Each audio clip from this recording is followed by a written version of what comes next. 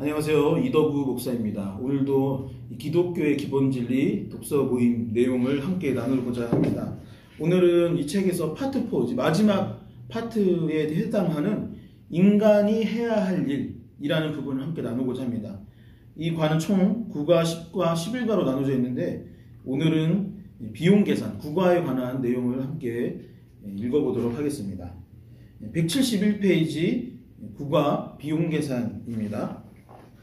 자, 이 책에서 첫 번째 하나, 둘, 셋, 넷, 다섯, 여섯 번째 줄에 보면은 이제 사도 바울이 했던 이야기가 기록되어 있는데요. 사도행전 22장 10절에 보면은 주님 무엇을 하리이까? 거기다 한번 밑줄 쳐볼까요? 또 나 빌립보 간수가 했던 비슷한 질문, 내가 어떻게 하여야 구원을 얻으리까? 그죠?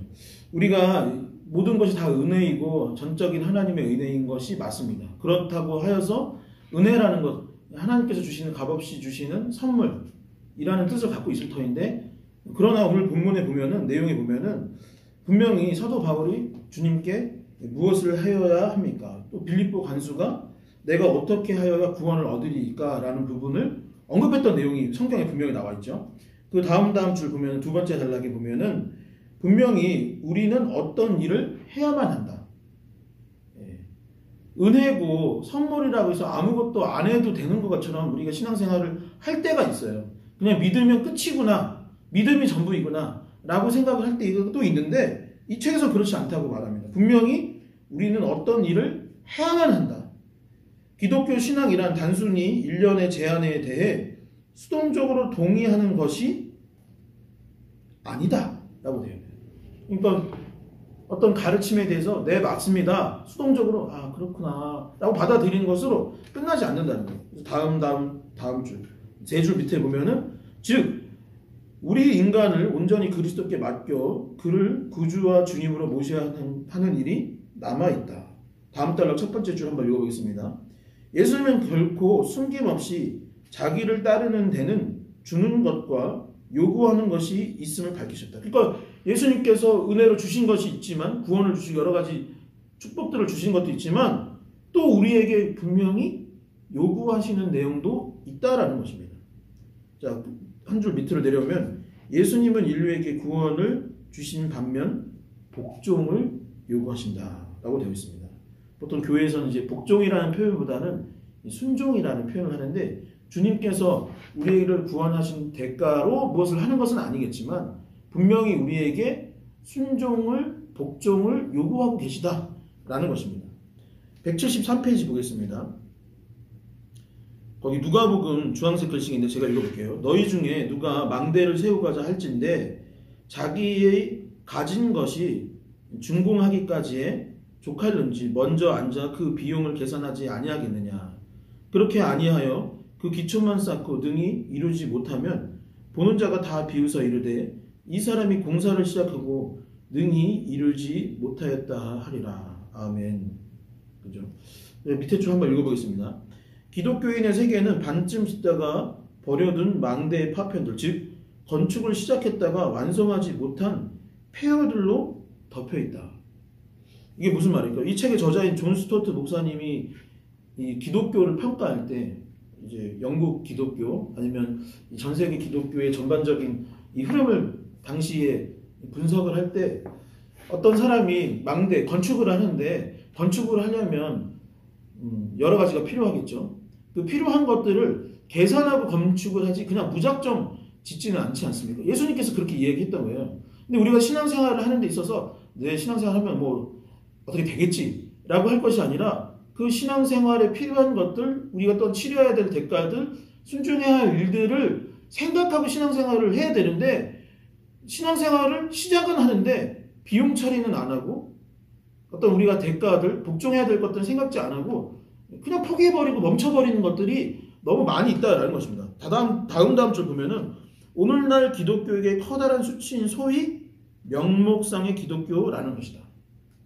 명목상의 기독교. 그러니까 십자가 목걸이를 달고 다니기는 하는데 그 십자가가 내 안에 없는 겁니다.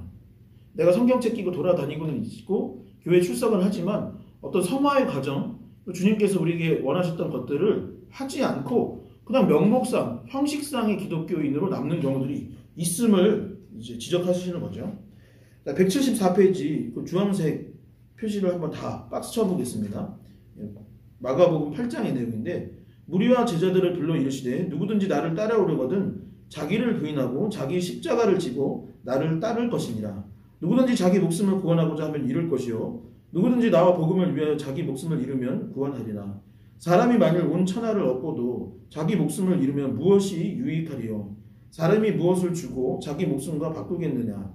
누구든지 이 음란하고 죄 많은 세대에게서 나와 내 말을 부끄러워하면 인자도 아버지의 영광으로 거룩한 천사들과 함께 올 때에 그 사람을 부끄러워하리라. 아멘. 요 마가복음 8장 박스 쳐놓을까요? 이제 이 말씀을 가지고 비용 계산, 비용 처리, 계산 처리 이 부분을 함께 나눌 거예요.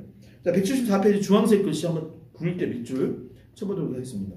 그리스도를 따르라는 부르심. 여기에 복종 순종해야 된다는 겁니다. 이게 우리가 치러야 할 비용인 거예요.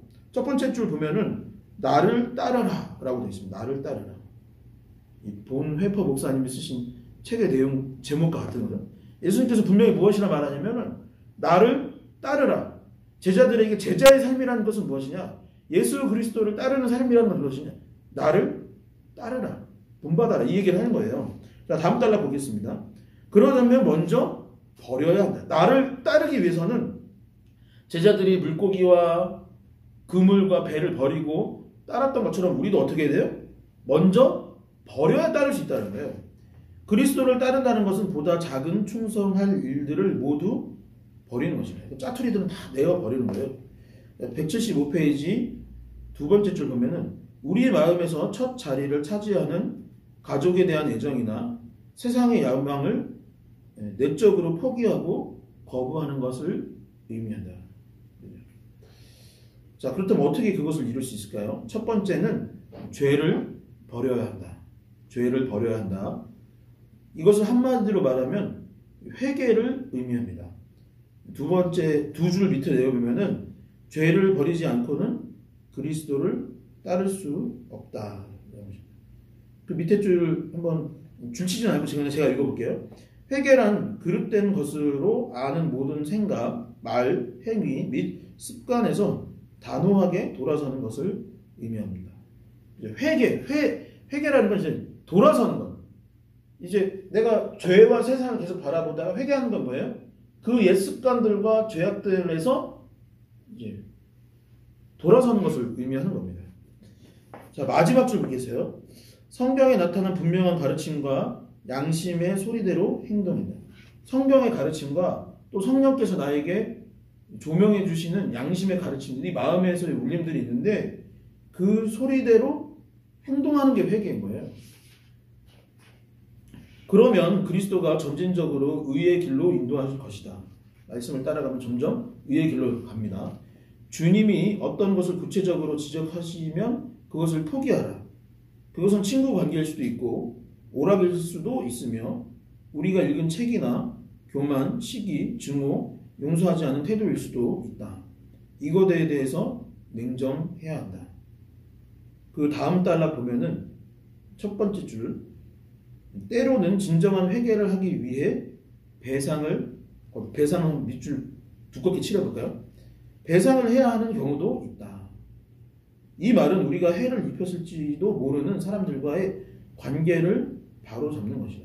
그러니까 진정한 회개는 무엇일까? 아, 하나님 내가 그 친구한테 잘못했던 것 같고 내가 이런 피해를 입혔던 것 같아서 하나님 죄송합니다. 이걸로 끝나는 것이 아니라 그 상대방에게 가서 이제 잘못된 것을 바로 잡는 거죠.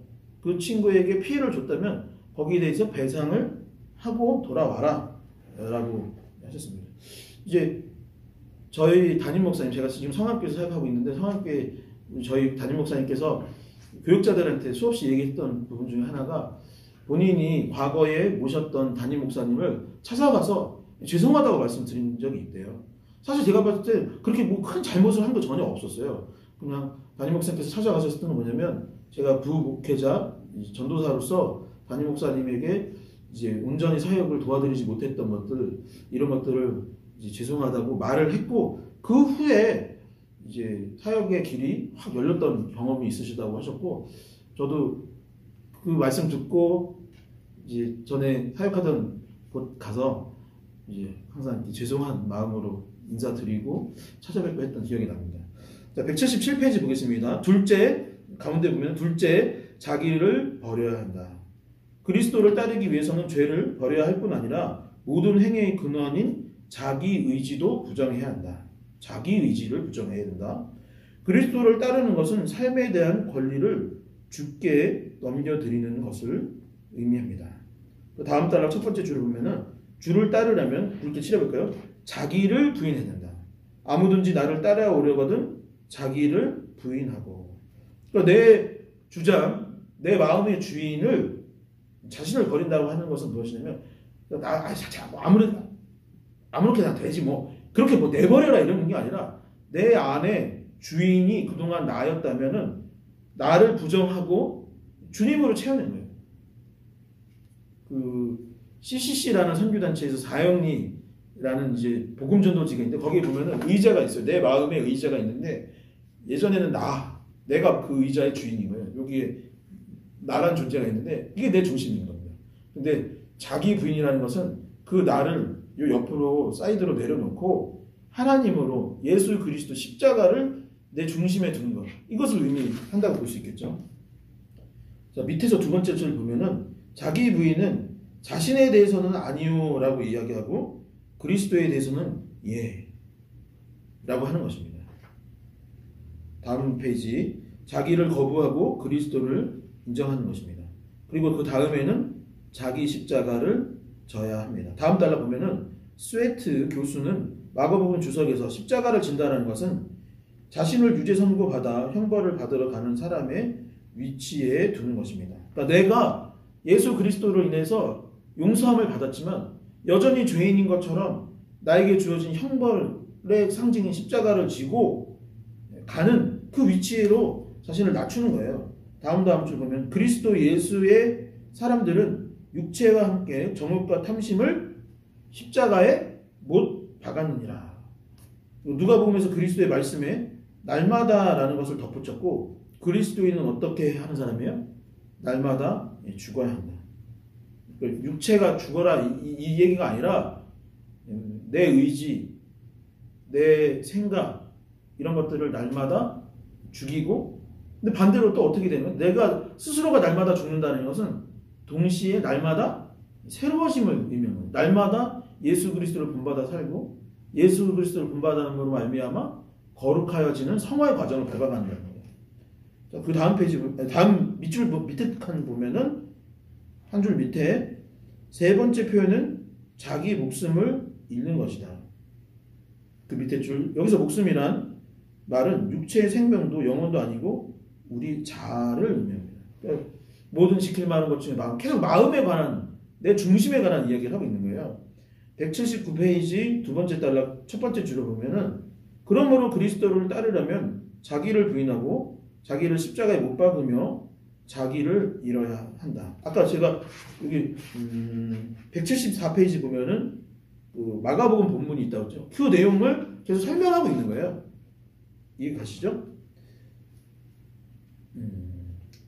자, 그 다음 단락 179페이지 세 번째 단락에 보면은 그리스도의 절대적 주님 되심에 대한 도전을 받아들이지 않고도 그리스도의 구원을 향유할 수 있다는 이상한 사상이 오늘날 일부 사람들에게 퍼져 있다. 제가 한번 다시 읽어볼게요. 너무 중요한 얘기인데 그리스도의 절대적 주님 되심에 대한 도전을 받아들이죠. 그러니까 내 마음의 주인이 예수 그리스도라는 것을 받아들이지 않고서 그리스도의 구원을 향유할 수 있다. 그러니까 십자가의 은혜와 축복을 누릴 수 있을 것이라고 생각한 이상한 사상들이 있다는 거예요. 그러니까 예수 믿어요 라고 쉽게 말을 하고서는 그 예수 믿는다는 것이 무엇인지 깊이 성찰하지 않고 나 자신을 내려놓지 않으면서도 내 중심을 예수로 채우지 않고서 그냥 통일하게 살아가면서 내가 그리스도인으로서 뭔가 된 것이라고 착각하는 사람들이 너무 많이 있는 거예요. 다음 페이지 보겠습니다. 180페이지 두 번째 단락에 보면은 그리스도를 주로 삼는다는 것은 모든 공적 및 사적 삶을 그리스도의 지배하에 두는 것을 의미합니다.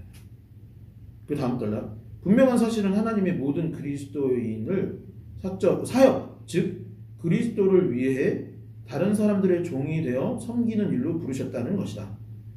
이거 다시 한번 읽어볼게요. 분명한 사실은 하나님의 모든 그리스도인을 사역의 자리를 부르는 거예요. 즉 그리스도를 위해 다른 사람의 종이 되어 섬기는 일로 부르셨다는 것입니다. 우리가 사역하면 뭐 교회 일, 교회에서 어떤 거 하면 다 사역이라고 생각하지만 진짜 의미는 이런 것이라고 말하고 있는 거예요. 자, 그 다음 달락 첫 번째 줄에 보면은 굵게 칠해볼까요? 기독교의 사역. 기독교의 사역. 그렇다면 기독교의 사역은 뭘까요? 그러니까 내 중심을 예수 그리스도로 바꾸고 하나님의 일들을 이제 감당하는 게 우리가 치러야 할 비용인 거예요. 우리가 해야 될 일인 겁니다. 그리스도인으로. 그렇다면 그리스도의 사역은 뭘까요? 밑에 보면은 180페이지 마지막 줄 보면은 밑에서 두 번째, 따라서 일하는 사람이 사람을 섬기는 가운데 하나님의 일에 기여하고 있다고 여기는 모든 종류의 일, 의학, 연구, 법률, 교육, 사회사업, 공무원, 공업체, 사업, 상업은 하나님의 사역이다. 이게 개신교 신학에 있어서 굉장히 중요한 가르침입니다. 이제 옛날에 종교개혁이 있기 전에 카톨릭에서는 성직이라 하는 뭐 신부님이나 이제 수녀님 아니면 그 교회 관련된 특정인들만 성직이라고 생각을 했어요. 그런데 지금 개신교에서는 어떤 가르침이냐면 저처럼 목사가 성직이냐? 물론 성직입니다. 그러나 그것만은 아닌 거예요. 하나님을 위해서 하는 모든 직업, 그것은 천직 사상, 하나님께서 부여해 주신 일인 거예요. 근데 그 모든 일들, 의학, 연구, 법률, 교육, 사회, 공무원, 뭐 의사, 변호사, 뭐 그거 아니라 무슨 어떤 생산직 모든 것들이 그것을 통하여서 내가 하나님께 영광을 올려드리고, 아까 사람의 종, 그러니까 세상을 위해서, 세상에 그것을 이용하는 사람들을 위해서 내가 그리스도인으로서의 마음을 갖고 한다면 그것은 다 천직이고 성직이 되는 거예요. 그래서 제가 장신대 다닐 때 교수님께서 해주셨던 이야기 중에 하나가 뭐냐면, 왜 유럽에서 명품이 이렇게 발생을 했느냐? 왜 유럽에 그런 공예품, 예를 들어서 뭐 가죽, 신발, 뭐라 그러나 가방, 뭐 자동차 이런 것들이 왜 명품화 되었느냐? 당시에 그리스도인들이 옛날에는 그것들이 그냥 막 하기 싫은 거예요. 그냥 노동이고 힘든 일이었지만은 깨닫고 보니까 뭐예요? 그 모든 것들이 성직인 거예요. 그것을 통해서 하나님께 영광을 올려드리고 세상 사람들에게 이롭게 한다면 모든 것이 하나님의 일이라고 생각했기 때문에 그 순간부터는 대충 만들지 않았던 것입니다. 그래서 그것에서 명품이 발전되어지고 어떤 공예품 산업들이 일어났다라고 이야기해 주시더라고요. 그러면 그것만 성직이고 그것만 이제 하나님의 기독교의 사역일까? 아니면 181페이지 보면은 굉장히 더 크게 발전할 수 있는데, 다음 달라 이제 181페이지 두 번째 달라에 보면은 바로 두 번째 줄에 결혼과 가정, 결혼과 가정 이런 것도 성직이에요. 182페이지 다음 페이지 보면은 그리스도인은 오직 이 부분은 좀 이제 논란의 여지가 있는데, 이 존 스토트 목사님의 의견에 의해서는 뭐냐면 그리스도인은 오직 그리스도인과 결혼할 수 있다. 어떤 성직, 하나님의 사역 가운데 결혼과 가정도 하나님께서 돌보시도록 우리에게 주신 중요한 부분인데, 그런 의미에서 그리스도인은 오직 그리스도인과만 결혼할 수 있다라고 존 스토트 목사님은 이야기해서 조금 보수적인 관점으로 볼 수도 있는 것 같은데, 앞으로 계속 읽어볼게요. 성경은 이것에 대해 단호하다. 너희는 믿지 않는 자와 멍에를 함께 매지 말라라고 했던 고린도후서 6장 14절의 말씀을 근거로 이 책의 저자는 그렇게 봤던 것입니다. 자, 마지막 단락. 실제로 그리스도인의 회심은 매우 철저한 것이므로 결혼과 이성 관계의 모든 태도가 변화되어야 하는 거죠. 그리고 183페이지 보면 두 번째 줄, 돈과 시간. 이것도 그리스도인에서 너무나 중요한 요소. 그 다음 단락 두 번째 줄을 보면 마음의 애착을 버려야 된다. 재산을 버리라는 것이 아니라 어떤 물질에 대한 마음의 애착. 내가 너무 돈을 사랑하는 거예요. 그러면 될까 안 될까요? 그럼 그것 순간 우상숭배예요. 돈을 너무 사랑해서 가족 간에 트러블이 생기는 거예요. 문제가 생기는 거예요. 아유, 우리 와이프는 왜 이렇게 돈을 못 벌어와? 아니, 우리 남편은 왜 이렇게 요거밖에 못 벌어와? 이런 말을 하고 있다면 그게 우상숭배일 수 있는 거죠. 그 애착, 사람보다 더 중요한 아니잖아요. 그 애착을 버려야 되는 거죠. 또 어떤 관을 가져야 되냐면, 어떤 마음을 가져야 되냐면, 그 다음 달라 우리는 돈을 성실하게 사용해야 돼요. 성실하게 벌고 성실하게 사용해야 돼요. 돈은 결코 우리의 것이 아니다. 주를 위해서 사용할 수 있어야 되는 거예요. 그 다음 달라 보면 시간에도 밑줄. 이제 믿기 시작한 그리스도인은 밑줄 쳐볼까요? 그리스도인은 반드시 우선순위를 재조정해야 된다. 제가 요즘에 교구 사역하면서 고등부 사역도 하는데 이 부분이 참 쉽지 않은 것 같아요. 요즘 막 공부할 거 많다. 그런데 우선순위를 여기 이 영상 보시는 분들 중에 혹시 고등부 학생 아니면 부모님이 계시다면은 그리스도인이 된다는 건 시간의 우선순위를 재조정해야 된다는 것입니다. 184페이지 첫 번째 줄 그 예를 보면은 일요일은 예배와 안식을 위해 제정된 주님의 날, 주일로 떼어두어야 하고 교회와 지역사회를 위해 봉사에도 시간을 들여야 한다라고 되어 있습니다. 184페이지 주황색 글씨 보면 그리스도를 시인하라는 부르심을 또 우리에게 주셨대요. 두 번째 줄 보면은 그리스도인을 시인하라는 명령도 받았다. 주황색 인용 구절을 보면은 누구든지 이 υμ론하고 재미하는 세대에게 나와 내 말을 부끄러워하면 인자도 아버지의 영광으로 거룩한 천사들과 함께 올 때에 그 사람을 부끄러워하리라. 아까 앞에서 말했던 그 마가복음 8장 내용이 계속 반복되고 있는 거예요. 자, 다음 페이지 보겠습니다. 두 번째 달라 보면 그러나 그리스도를 공개적으로 시인하는 것을 회피해서는 안 된다. 그죠? 바울은 공개적 시인, 그러니까 예수 그리스도를 나타내야 된다. 너 그리스도인이? 맞아, 나 그리스도인이야. 라는 것을 부끄러워하면 안 된다는 거예요. 바울은 공개적으로 내가 예수 그리스도를 믿는 사람이라고 이제 시인하는 것이 구원의 조건이라고까지 이야기했어요.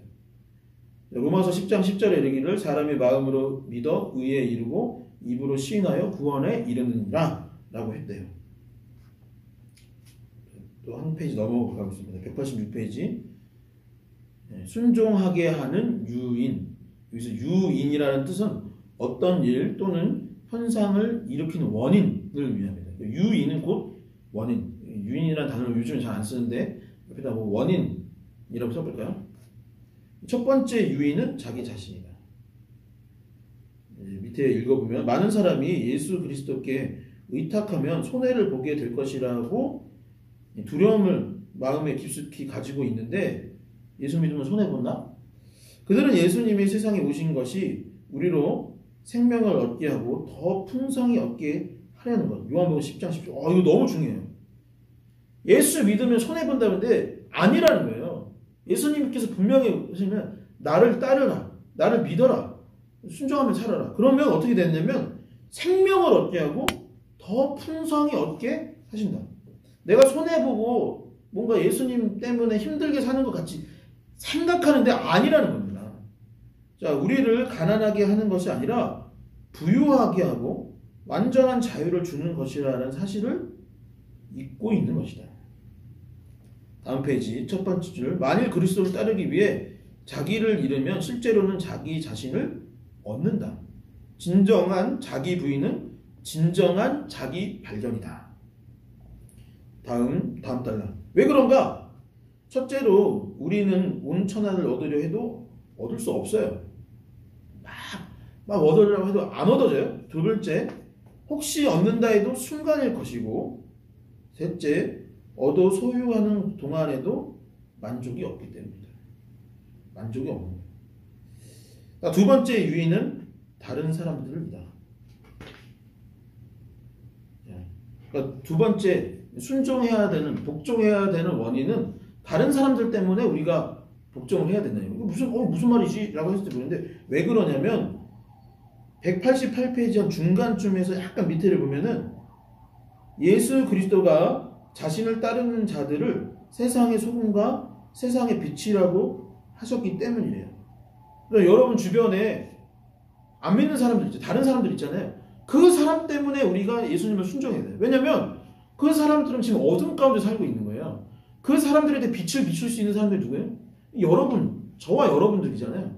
그렇기 때문에 그 사람들을 구원하고 그 사람들을 변화시키기 위해서 우리는 순종해야 되는 거예요. 마지막 단락. 그리스도인은 세상의 빛으로서 자신의 빛을 비춰야 한다. 빛을 비춰줘야 돼요.